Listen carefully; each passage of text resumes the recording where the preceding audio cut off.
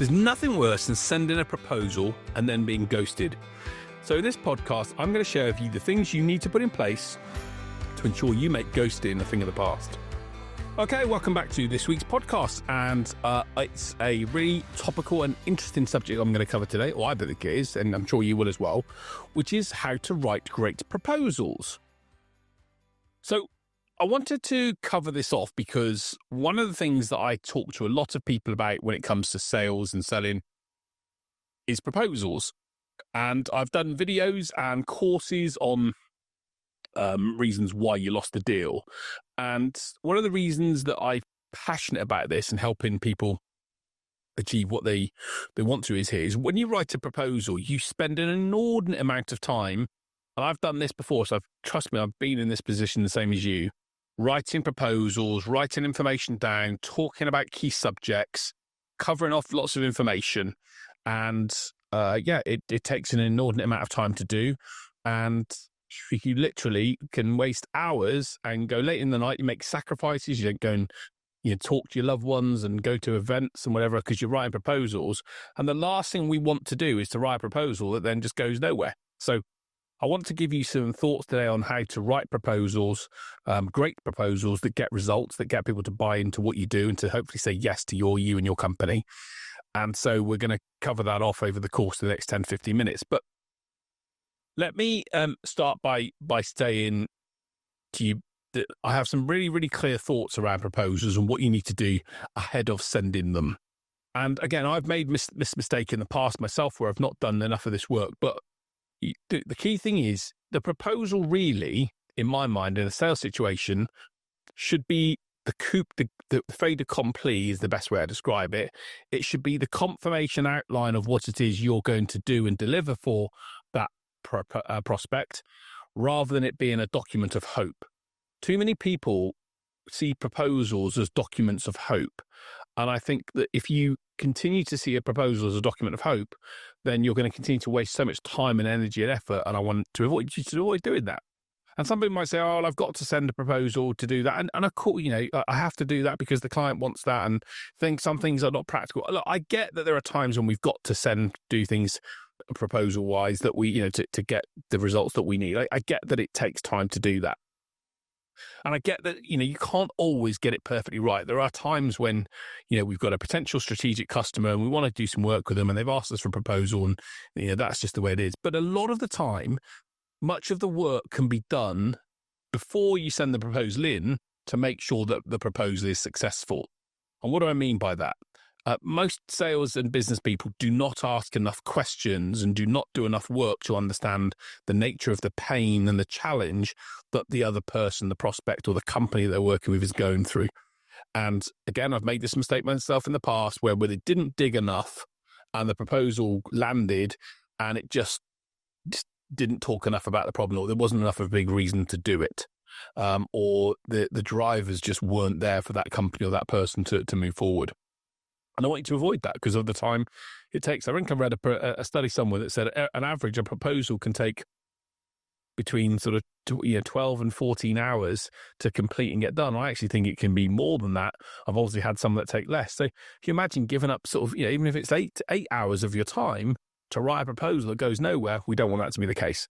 So firstly, the biggest thing that people look for when it comes to proposals, there's one page that your prospect's going to go to when you send them a proposal, and that's they're going to go to the pricing page. So the first thing is make sure you've addressed the issue of budgets and money before you send them a proposal and to go through that proposal with them. And I actually provided some advice to a client last night, and he said to me, "Can you have a look at this proposal I sent through?" I said, "Okay, cool. I'll happily have a look." And I looked through the proposal, and I said, "Okay, cool.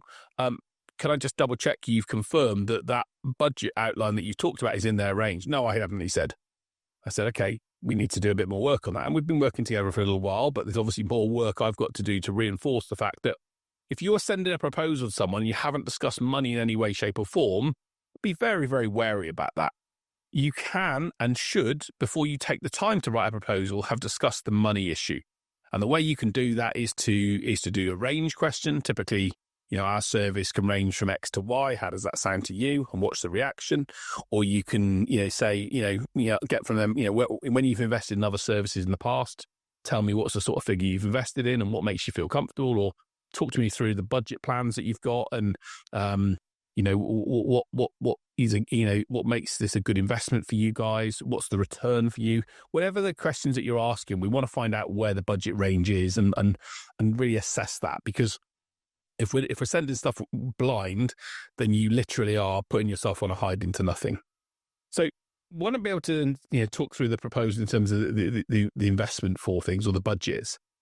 But the other key things that I also would like you to start to do is to ask the buyer what they want to see in the proposal. So when I'm having conversations with buyers, and the conversation is, whether it's the second or third call, and it's got down to the stage of, look, put this together in a proposal, I will often ask the question, look, I'm really keen to put this together. I'd love to have the chance to work with you. I don't want to waste your time. What is it you want to see in that proposal that will make you feel this is a good option for you, or this is a good choice for you? So ask the buyer outright, what do you want to see in the proposal? What do we need to cover? What do we need to show that makes that useful for you, or that makes that helpful for you? Or what information, the other way around, what information should I make sure I don't leave out in order to get you feeling comfortable about this? What information do you want to see that's critical for you here? And ask them the question. And if they're not wasting your time, and most prospects generally don't do that, they should be in a position to say, well, I want to see this and this and this. And then we can have a conversation. Great. And just talk to me through that. What makes that part so key? Or how should I describe that? Or what should I do? I did a proposal for a piece of business I won the other week. And I said to the guy, would you like me to share this in a document format or a PowerPoint format? And he came back and said, document. Okay, cool. No worries at all. And I said to him, just so I know, what have I got to put in there that's going to make you feel this is something you want to do? And he said, I want to see details of what it is you'll do and how it's going to get me a result. And I said, cool. And if I show you that, how do you feel? He said, well, we'll be in a good position to go forward. So I'm like, okay, great. So let's make that happen. So you've got to clarify from the prospect what it is they want to see in the proposal. Too many people spend hours and hours on 10, 12, 15-page proposals, and half the time prospects don't want to see that information. They don't want to see those details. So clarify with them what it is they want to see.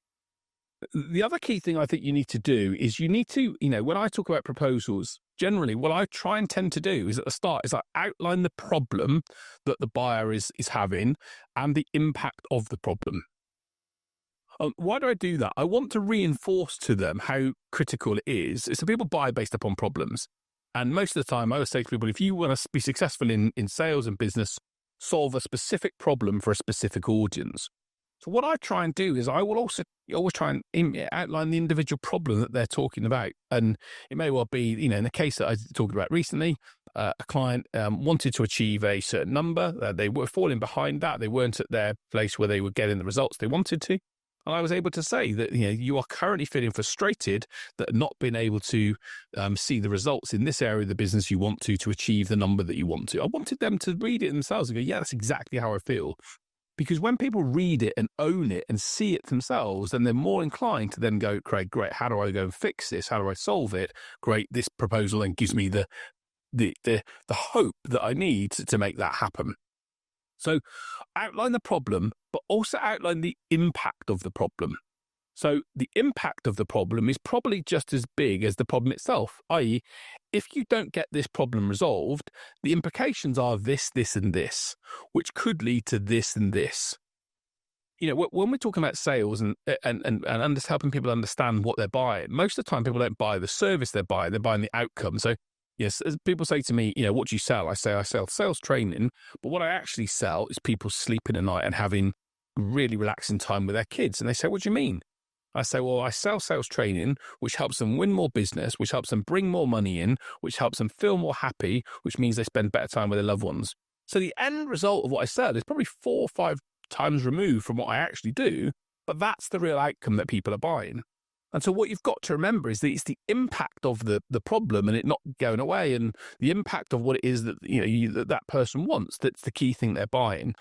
And share it and talk to them about it. If you don't do this, the following will happen, which could mean this happens. Make it clear to them. Help them see the picture. Join the dots. As a result of not doing this, the implications are quite significant. Because when people see that the impact on them and their company and their business is huge, they're getting more inclined to take action. if they believe you can solve their problem. And that's the other element that comes to my next point around proposals. And that's outline the how you will solve the problem. You've got to, in many cases, depending on the types of people you speak to, you've got to bring it to life for people. I always talk to people about there are 4 phases of selling: the problem and the desire, even one of those, understanding them, but then it's belief to be able to know how you take the problem away. So outlining your proposal. You are in this position at the moment. This is the problem you faced. Here's how we are going to take that problem away. Here's how we solve that issue. Here's how we solve that for other people similar to you. Here's how we deal with potential issues that might come up. What you're doing is you're being in a position where you're taking away worries that the prospect might have. You're de-risking it for the buyer. You're de-risking it. People send proposals all the time, and within each proposal, there's a set of risk. And it's our job in the sales and business environment to de-risk it for them. So outline the how. The how is as much to do with your methods. Maybe you've got a methodology. Maybe you've got a way of doing things that's unique to your company. When I do sales training we want a sales training proposal, I will outline my 7-figure sales model, which is how I go about training people to get the right results and the right information. So outlining the how is really, really critical. And make sure that you can, help them picture things. Providing they're the type of buyer that buys into that, then help them bring it to life for them. Talk to them about, we're going to be in a position where in 3 months' time you can do this, and not be in a position to worry about this situation. Or can you imagine how will it feel to know that this issue has been resolved? We've got to try and get people to picture it. So the other final 2 points that I would say to you around proposals, and these are 2 quite interesting points to think about, is the first one is be brief and to the point.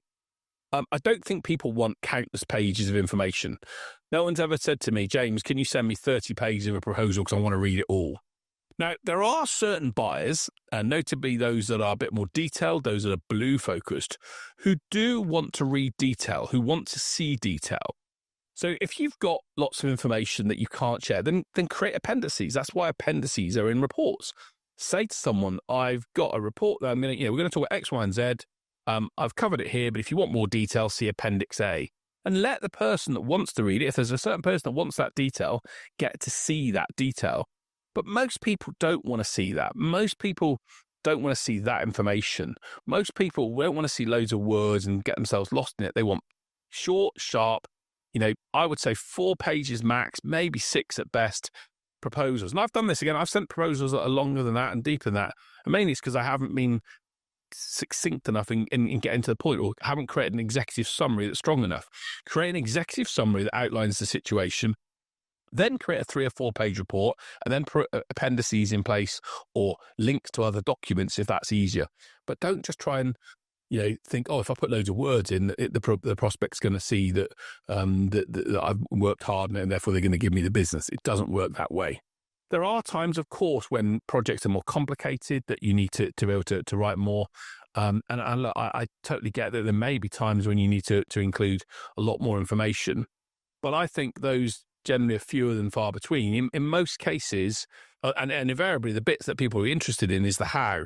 So maybe you can actually talk about 3 or 4 methods of which you solve the problem, methods, diagrams, whatever it is, make them again part of the appendices. But it's the how you take the problem away that's going to be key for the other person.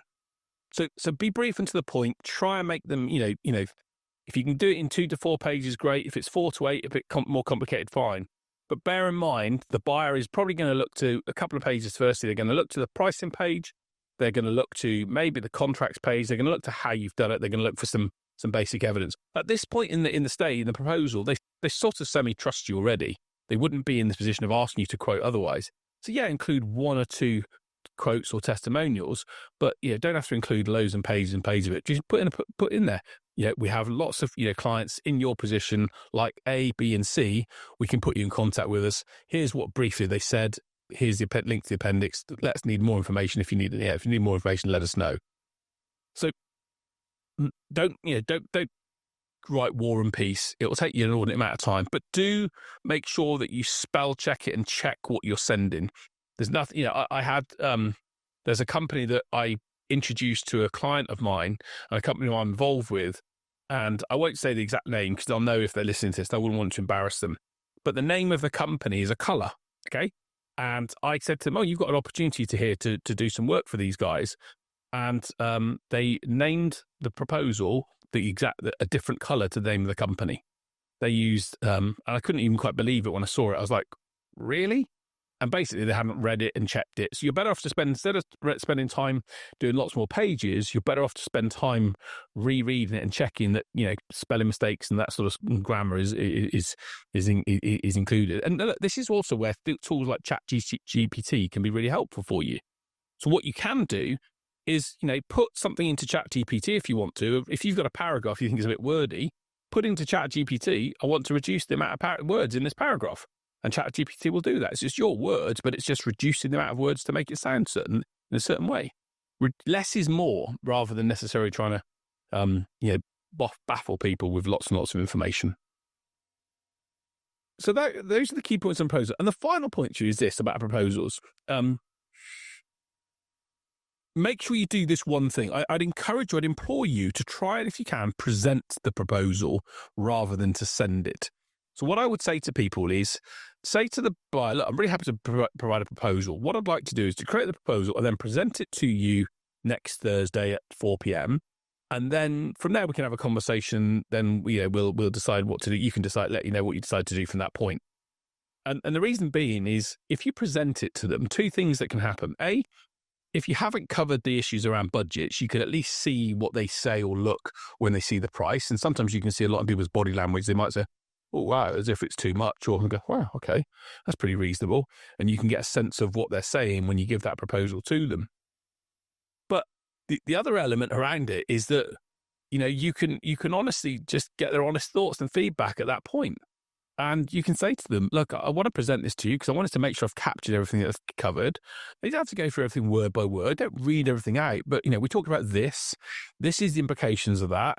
This is what you want to get resolved. This is how we'd solve it. This is our method. And this is what it costs based upon our conversation. Be honest with me. How you're thinking.